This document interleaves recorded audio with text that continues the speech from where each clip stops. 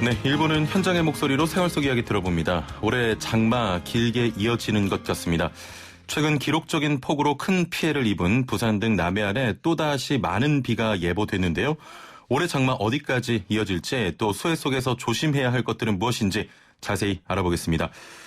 자, 먼저 K웨더 반기성 센터장 연결해 요즘 날씨 살펴보죠. 반기성 센터장님 나와 계십니까? 네, 안녕하세요. 예. 자, 날씨가 참 오락가락합니다. 이때쯤이면 장마가 끝나고 늦더위가 시작됐던 것 같은데 올해 장마 기간이 예년보다 긴 것 같거든요. 어떻습니까? 네, 그렇습니다. 평년의 장마 기간보다 올해가 길어지고 있는데요. 예. 평년의 장마가 끝나는 시기가 제주도가 7월 한 20일경, 중부지방이 7월 24일경 정도가 되는데 예. 지금 아직 장마가 계속되고 있거든요. 예. 대개 우리나라 장마는 어느 지역이든 약 한 달 정도가 보통 지속됩니다. 제주 같은 경우 벌써 47일, 중부지방 같은 경우 오늘까지 34일 정도 지속되고 있습니다. 예. 자, 6월 강릉부터 얼마 전 부산까지 이미 비 피해가 큰 상황입니다. 강수량도 예년보다는 많습니까? 네, 그렇습니다. 올해 강수량이 평년 또는 작년보다는 많습니다. 예. 6월 1일부터 7월 26일까지 강수량을 비교해보면 서울 등 수도권 등 중북부 지방이죠. 이쪽은 평년보다 약간 적어요. 예. 그러나 충청 이남 지방으로는 평년보다 많은 강수량을 기록하고 있는데요. 예. 특히 강릉 같은 경우는 평년에 365mm인데 올해는 612mm, 부산은 평년이 524mm인데 올해는 975mm 등 국지적인 폭우가 내렸던 적은 평년보다 1.7배에서 1.8배 정도 더 많은 비가 내렸습니다. 예, 굉장히 많은 비가 내리고 있습니다. 중국에서는 유례없는 폭우로 산샤댐을 폭파해 수위 조절에 나섰고요. 인도의 카지랑카 국립공원도 침수가 되면서 이재민이 속출하기도 했습니다. 또 일본도 얼마 전에 그 기록적인 폭우에 많은 사망자가 발생했는데 왜 이런 현상이 발생하는지 궁금하고요. 우리나라에도 영향이 있습니까? 네, 지금 전 세계적으로 기후변화로 인해서 더 많은 비가 내리고 있는데 특히 올해 같은 경우 시베리아 지역에 고온 현상이 지속되고 있습니다. 예. 특히 6월 같은 경우는 평균보다 10도 이상 평균기온이 높았는데요. 이런 시베리아 고온 현상이 아시아 몬순에 영향을 줬다고 보고요. 예. 그러다 보니까 아시아 몬순에 영향을 받는 인도, 중국, 우리나라, 일본 같은 경우는 특히 아주 많은 영향을 받고 있습니다. 예. 특히 중국 같은 경우는 동남아 해역에 해수운동은 없다 보니까 많은 수증기가 정체 전선 대상에 공급되었어요. 예. 그러다 보니까 거의 한 달 이상 엄청난 비가 내리고 있고요. 일본도 강력한 폭우로 피해가 컸죠. 예. 근데 우리나라는 상공에 차가운 공기가 계속 위치했었어요. 예. 그러다 보니까 중부지방까지는 올라오지 못하고 남부지방을 중심으로 많은 비가 내렸죠. 예. 그래서 주로 충청 이남 지방은 평년보다 많이 내렸지만 수도권 지역으로는 평년보다 약간 적은 비가 내리는 그 원인이 됐습니다. 그렇군요. 자, 일단 우리나라도 아직 장마가 완전히 끝났다고 말하기는 힘든 거죠? 네, 그렇습니다. 예. 장마 끝난 건 아니고요. 예. 다만 이제 막바지에 접어들고 있는데요. 오늘부터 이제 모레까지 장마 전선이 전국에 영향을 준 다음에 일단 남부지방입니다. 남부지방은 30일부터 장마 전선에서 벗어나고요. 장마권에서. 예. 충청지방은 일단 현재 예측은 8월 3일부터 벗어나고 서울 등 수도권은 8월 4일부터는 장마권에서 완전히 벗어날 것으로 그렇게 예측하고 있습니다. 예. 장마가 끝나면 무더위가 본격적으로 나타날까요? 네, 그렇죠. 아무래도 장마가 끝나면 우리나라는 이제 북태평양 고기압이 북상을 하니까 예. 북태평양 고기압 성질이 굉장히 고온다습하거든요. 그러니까 실제 습도가 높다 보니까 이제 우리가 말한 찜통 더위가 들어오죠. 예. 그래서 장마가 끝나면 일단 폭염이 시작될 것으로 예상을 합니다. 예. 자, 이번 폭우로 부산도 침수가 됐고 남부 지방에 비 피해가 컸습니다. 이후에도 이렇게 강한 비가 기다리고 있겠습니까? 이제는 기후변화 때문에 말이죠. 예. 비가 내리면 짧은 시간에 많은 비가 폭우의 형태로 변하고 있는데요. 예. 일단 오늘과 내일 사이도 충북을 포함한 남부지방으로 최고 200mm가 넘는 많은 비가 예상되고 있고요. 예. 근데 이제 장마가 끝나면 많은 분들은 비가 그치는 걸로 예상을 하시는데 이게 장마가 끝나고 8월에 접어들어도요. 여름철에는 절대 마음을 봐서는 안 됩니다. 최근 통계를 보면은 장마철보다 오히려 8월 강수량이 더 많거든요. 예. 이것은 강한 대기 불안정으로 인해서 국지적인 게릴라성 폭우가 자주 나타나고 있기 때문입니다. 예. 그래서 장마가 끝난다고 하더라도 여름철은 항상 호우에 대비해야만 합니다. 예, 마지막 질문인데요. 어떻게 좀 대비하는 게 좋을까요? 일단 기후변화로 인해서 게릴라성 집중호우라고 얘기하지 않습니까? 아주 짧은 시간에 좁은 지역에 쏟아붓는 이런 비가 이제는 장마 끝나면 다음부터 더 심해집니다. 예. 따라서 이제 이런 호우 예보가 많이 나오면 그 지역에 대개 이제 산사태가 많이 발생하거나 축대나 옹벽이 붕괴될 위험이 높은 건 다 알고 계십니다. 예. 거주하시는 분들이. 그런데 주민분들은 이런 호우 예보가 나오면 반드시 다른 곳으로 대피하시는 것이 가장 좋고요. 예. 그다음에 여름에 많은 야외 캠핑이라든가 이런 걸 많이 가는데 예. 호우 예보가 나오면은 절대로 강가 옆에는 하시면 안 됩니다. 그렇습니다. 또 비가 많이 온다고 하면 바로 산 같은 데서는 야영을 하실 때는 중턱 이상으로 올라가 주시는 게 좋고요. 예. 그다음에 이렇게 강한 비가 내릴 때는 바람이 많이 강하게 불기 때문에 하천변이라든가 혹은 바닷가에서도 5월, 8월에서 이 파도가 급격히 육지적으로 밀려 올라오는 게 있습니다. 예. 이런 데 대비하셔야만 합니다. 알겠습니다. 자, 오늘 말씀 감사합니다. 네, 고맙습니다. 네, K웨더 반기성 센터장 연결해서 올해 장마 관련 소식 들어봤고요. 자, 이렇게 비가 쏟아지면 물을 통해서 또는 음식을 통해 감염병 발생률도 높아집니다. 장마철 주의해야 할 감염병 어떤 것들이 있는지 또 어떻게 예방할 수 있는지 자세히 알아보도록 하죠. 고대 안산병원 감염내과 최원석 교수 연결돼 있습니다. 안녕하세요. 네, 안녕하세요. 예. 자, 먼저 장마나 풍수해가 지나가면 감염병 발생 가능성이 높아집니까? 어떻습니까? 네, 이제 감염 질환들이 다 그런 것은 아니지만 예. 몇 가지 질환들은 계절적인 영향을 많이 받습니다. 이 중에서도 여름철이나 수해가 같은 이런 이제 물에 의한 재난이 발생하면 발생 위험이 증가하는 것들이 있는데요. 예. 수인성 식품매개 질환, 연조직염, 또 모기름에게 이러한 질환들 이런 것들이 대표적으로 이런 이제 여름철에 풍수해나 장마가 있고 나면 예. 발생이 증가하는 감염 질환들입니다. 예. 자, 그렇다면 조금 더 자세히 우리가 조심해야 할 대표적인 장마철 감염병 어떤 것들이 있겠습니까? 네, 가장 대표적인 게 이제 흔히 식중독이라고 말하는 수인성 식품매개 질환이 되겠죠. 예, 실제로 질병관리본부의 통계를 보면 전체 수인성 식품매개 질환의 한 50% 정도가 여름철에 3, 4개월 사이에 집중해서 발생을 하거든요. 그래서 이 질환이 가장 중요할 것 같고 또 이제 여름철에 다리가 젖고 오염된 물에 젖어 있는 상태 또 상처가 나기 쉬우면 연조직염, 봉화직염이라고 하던데요. 예. 이런 것도 발생 위험이 증가합니다. 실제로 심평원 건강보험 심사평가원의 통계 자료에서도 8월에 연조직염 환자 발생이 제일 많거든요. 그래서 이것도 좀 주의가 필요할 것 같고요. 모기를 매개로 한 질환들 이게 이제 물이 이 장마가 있거나 이제 풍수해가 있으면 고인 물이 있고 이곳에서 모기의 증식이 이루어지기 때문에 모기를 매개로 한 일본내염 같은 질환들의 발생 위험도 증가할 수가 있습니다. 예. 자, 먼저 식중독 이야기 나눠보겠습니다. 이달 초에 보육시설 아이들의 집단 식중독이 발생했고요. 또 얼마 전에 경기도 이천과 경북의 여고에서도 집단 식중독 증세가 발생하면 여름철 식생활에 대한 우려가 계속되고 있습니다. 자, 장마철에만 유독 심각한 이유가 뭘까요? 일단 높은 습도와 온도가 제일 중요하겠죠. 예. 이제 지금 최근에 문제가 되고 있는 코로나19하고는 다르게 이게 바이러스하고는 다르게 세균은 환경에서 증식을 하고요. 예. 이 바이러스하고는 정반대로 습한 상황, 높은 온도에서 증식이 활발하게 이루어집니다. 그러니까 이제 여름철에 특히 장마철이라면 온도와 습도가 모두 높은 상황이 되기 때문에 물이나 음식이 세균에 오염될 위험이 높아져서 이로 인한 식중독, 수인성 식품매개 질환의 발병 위험이 증가하는 거죠. 예. 이번 장마에도 여러 지역에서 크고 작은 수해가 발생했습니다. 이런 수해 지역의 경우 빗물이나 오염된 물이 그대로 땅속으로 스며들거나 강으로 흘러가지 않습니까?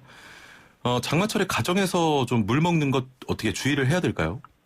사실은 이제 일반적인 수돗물은 비가 많이 온다고 해서 오염의 위험이 증가하지는 않습니다. 중간에 정화하는 과정을 거치니까요. 최근에 이것도 조금 이슈가 있긴 하지만 문제가 특히 되는 건 이러한 일반적인 상수도가 아니라 이제 지하수를 식수로 사용하는 경우 이런 경우일 텐데 이 수해가 있거나 이제 빗물이 땅으로 스며들면 이런 지하수가 오염될 위험이 있거든요. 또 한 가지는 산에서 이제 약수 같은 거 떠서 드시는 분들이 있는데요. 이렇게 이제 비가 많이 오는 시절이 되면 특히나 더 약수 같은 것도 오염될 위험이 높아서 약이라고 생각해서 드시지만 실제로는 독이 되는 경우가 있는 거죠. 그렇군요. 자, 먹는 거는 당연히 조심해야 되는데 여름철에 이 샌들 등의 착용으로 맨발에 가깝게 거리를 다니지 않습니까? 오염된 물에 노출됐을 때 이런 복장들 괜찮습니까? 네, 이제 그런 것도 좀 문제가 되죠. 그래서 예.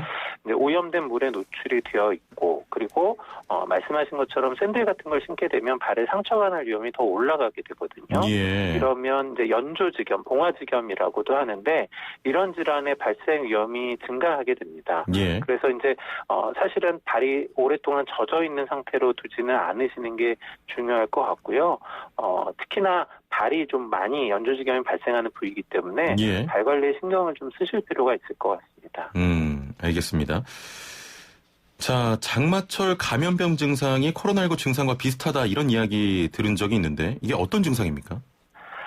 사실 대부분의 감염 질환이 열을 동반하거든요. 아, 열을 동반한다. 예. 그렇죠. 그러니까 지금과 같이 코로나19에 대한 주의를 많이 갖고 있는 시기에 열이 있으면 예. 코로나19에 대한 감별을 꼭 해야 되는 불가피한 상황이 생겨나게 됩니다. 예. 또 이제 수인성 식품매개 질환의 경우에는 속이 메스껍거나 토하거나 설사하는 증상이 생기는데요. 예. 코로나19도 다 그렇지는 않지만 이런 위장관계 증상을 동반하는 경우가 꽤 있거든요. 예. 그래서 사실 증상만으로는 코로나19와 다른 감염병을 완전히 감별해내는 게 불가능하기 때문에 열이 난다거나 이런 증상이 생기면 어쩔 수 없이 코로나19에 대한 검사를 한다든가 예. 초기에는 같은 주의 조치를 해야 된다든가 이제 이런 일이 발생하게 되는 거죠. 예. 자, 아직은 뭐 이재민이 발생하지 않았습니다만 또 오늘 강한 비가 예보가 돼 있고요. 앞으로도 물론 발생하지 않았으면 하는데 쇠 때문에 이재민이 어쩔 수 없이 발생하기도 합니다. 이렇게 되면 코로나19 감염 우려도 커질 텐데 어떻게 좀 준비를 해야겠습니까? 네, 일단 뭐 코로나19 자체가 이제 수혜 자체로 늘어나지는 않겠지만 예. 말씀드린 것처럼 다른 감염 질환의 발생 위험이 증가하고 그러면 이제 코로나19하고 감별하기가 어려운 문제가 생기거든요. 예. 그래서 어쨌거나 여러 가지 감염 질환이 생기지 않도록 주의하는 게 필요할 텐데요. 생기고 나서 대응하는 건 어떤 거나 그렇지만 어렵습니다. 그래서 이제 예방이 제일 중요하겠고 예. 뭐 물이나 음식을 잘 끓여 먹고 익혀 먹는 건 가장 기본이니까 이런 거는 꼭 지켜주실 필요가 있겠고요. 예. 또 뭐 손위생 잘 하시는 것도 중요하겠고 일본 내염 같은 경우에는 사실은 치료제가 따로 없거든요. 코로나19처럼. 아, 예. 그래서 고위험군에 해당되는 분이라면 예. 접종을 하시는 것이 도움이 됩니다. 예. 그리고 개인적으로는 이런 걸 준비해야 되겠지만 만약에 이재민이 생기거나 한다면 그런 부분에 대한 준비나 관리는 지자체나 정부에서 해야 될 텐데요. 예. 지금과 같이 이제 코로나19의 상황이라면 이제 어느 피난할 수 있는 것이 중요할 텐데 그런 곳에 여러 사람들이 충분한 주의 조치를 갖지 못하면서 모여 있는 것도 사실은 위험도가 증가하거든요. 그래서 예. 대피하실 수 있는 공간 이런 것들을 좀 충분히 확보를 한다든가 예. 또 그런 곳에서 깨끗한 물이나 음식이 공급되지 못하면 문제가 되기 때문에 이런 부분에 대한 대비 또 유증상자가 생겼을 때 어떠한 체계로 환자분들을 진료하고 격리하고 관리할 건가 예. 이런 것들도 미리 준비해서 훈련을 좀 해놓을 필요가 있습니다. 예. 조금 전에 일본 내염 말씀하셨는데 일본 내염 같은 경우에는 예방접종으로 막을 수 있지 않습니까? 네, 그렇죠. 예. 일본 내염은 사실 우리나라에서 어린아이들은 다 기본 접종으로 들어가서 접종을 하고 있기 때문에 예. 사실 아이들은 별로 많이 문제가 되는 경우가 적고요. 문제는 어른들입니다. 이제 옛날에는 일본 내염 백신 매년 맞기도 했었는데 지금은 접종하지 않는 경우가 많고 이제 면역력을 갖고 계시지 않은 분들이 많거든요. 실제로 예. 우리나라에서 일본 내염 발병하신 분들을 보면 대부분이 40대 이상의 성인입니다. 그래서 이제 성인이시고 특히나 논이나 축사 주변에서 주로 활동하거나 야간에 일을 하셔서 이런 이제 매개 모기가 빨간 진모기인데요. 예. 이런 모기에 노출될 위험이 높은 분이라면 예방 접종을 하시는 것을 권고드립니다. 예. 자, 지금 코로나19가 가을까지 계속될 것을 예상하고 질병관리본부에서는 올가을을 대비해서 독감 백신 접종을 독려하고 있는데요. 이렇게 독감의 백신을 벌써 맞아야 하는 이유가 있을까요? 네, 지금은 아직 접종할 수가 없죠. 지금은 아니고. 생산되고, 네. 예. 그러니까 미리 이제 그런 부분의 중요성을 환기하는 거고요. 예. 백신이 생산하고 검정 과정을 거치면 실제로 접종 가능한 게 9월 정도는 되어서 가능하고요. 예. 실제로 학회나 정부에서 권고하는 백신 접종의 적절한 시기는 10월에서 11월입니다. 예. 이 시기에 가셔서 독감 백신을 맞으시는 게 좋겠죠. 알겠습니다. 자, 코로나19 관련 내용 살펴보겠습니다. 코로나19 관련 혈장 치료제에 대한 얘기가 들려오고 있는데요. 일반적인 치료제를 사용한 치료와 좀 차이가 있습니까? 네, 약간 차이가 있는 부분은 이제 코로나19에 걸렸다 회복된 분들을 보면 예. 그분들이 어떤 약을 써서 낫는 게 아니라 대부분은 자신의 면역력에 의해서 낫거든요. 예. 이 면역 체계가 바이러스에 대한 항체를 만들고 이 항체가 바이러스의 증식을 억제하기 때문인데 이것을 이용해서 이 항체가 포함되어 있는 혈장, 혈액에 있는 성분을 모아서 치료제를 만들려고 하는 게 혈장 치료제입니다. 사실 뭐 이미 환자가 나은 과정을 활용하는 거기 때문에 예. 효과가 있을 가능성이 높고 기대할 만하기는 한데요. 예. 제한점도 있습니다. 이제 뭐 다른 약물은 원료를 화학적으로 합성하는 과정을 통해서 얻으니까 예. 대량 생산하는 게 가능하지만 이건 그렇지 않거든요. 회복하신 분들로부터 혈액 공급이 계속 있어야지 생산이 가능하다. 이제 이런 제한점을 갖고 있죠. 예, 기대는 할 만하지만 대량으로 생산하기 어렵다는 좀 문제가 있군요. 네, 그렇죠. 예. 자, 치료제 이야기가 들려오고 있는데요. 올해 말이나 내년 초쯤에 상용화가 가능할까요? 가봐야 할 겁니다. 그러니까 이제 지금 이제 렘데시비르라고 이제 도입해서 쓰고 있는 예. 약물은 일단 있기는 하고 또 스테로이드 제제도 중증 폐렴 환자, 중증으로 발생한 환자에서는 효과를 좀 가질 수 있으니까 예. 조금의 저희가 이제 무기를 좀 갖기는 했는데요. 아직 충분하게 만족할 만한 수준이 아니어서 그런데 예. 혈장 치료제도 기대할 만한 것은 맞지만 이것도 이론과 실제가 항상 똑같이 가는 건 아니기 때문에 철저한 평가 과정이 필요하고요. 예. 지금 임상 시험을 준비하고 있으니까 예. 그 결과를 통해서 효과나 안전성을 잘 확인해 볼 필요가 있을 것 같습니다. 예. 혈장 치료제와 좀 혈장 치료제 외로 각국이 지금 백신 확보 전쟁에 나서고 있거든요. 빠르면 내년에 백신을 생산하는 걸 기대하는 목소리도 커지고 있는데 교수님은 내년쯤에 이런 백신이 나올 거라고 보십니까? 어떻게 기대하십니까? 저도 이제 기대는 하고 그러기를 바라고는 있는데요. 예. 이제 백신이 등장할 것 같긴 한데 그 등장하는 백신이 어느 정도 수준의 효과를 가질지는 좀 봐야 될 겁니다. 이게 이제 감염을 완전히 예방할 수 있는 수준일까? 예. 또는 감염의 중증도를 좀 낮춰주는 수준일까? 그리고 예방하는 정도가 어느 정도일까? 이런 게 이제 결국은 3상의 임상 연구를 통해서 확인이 돼야 되거든요. 그래서 예. 그 연구 결과를 좀 봐야 할 것 같고요. 두 번째는 이제 생산량이죠. 어떤 백신이 지금 성공할지는 모르겠는데 예. 백신의 종류에 따라서는 대량으로 생산하기에 좀 어렵거나 대량 접종이 어려운 경우들도 있거든요. 그래서 예. 실제로 효과를 입증한 백신이 대량 생산과 대량 접종이 가능한가. 근데 이것까지를 좀 이어서 봐야 해서 백신이 등장할 것 같긴 한데 우리가 실제로 접종이 가능하고 기대할 만큼의 효과를 낼 수 있는지는 좀 경과를 봐야 할 것 같습니다. 백신이 내년쯤에는 나올 수 있지만 상용화되고 많은 분들이 접종하기 위해서는 더 오랜 시간이 좀 필요할 것이다. 이렇게 예측하시는 거죠? 기대할 만한 수준일까? 예. 많은 사람이 접종 가능할까? 이 부분은 좀 봐야 할 것 같습니다. 알겠습니다. 오늘 말씀 여기까지 듣겠습니다. 감사합니다. 네, 감사합니다. 네, 고대 안산병원 감염내과 최원석 교수와 함께했습니다.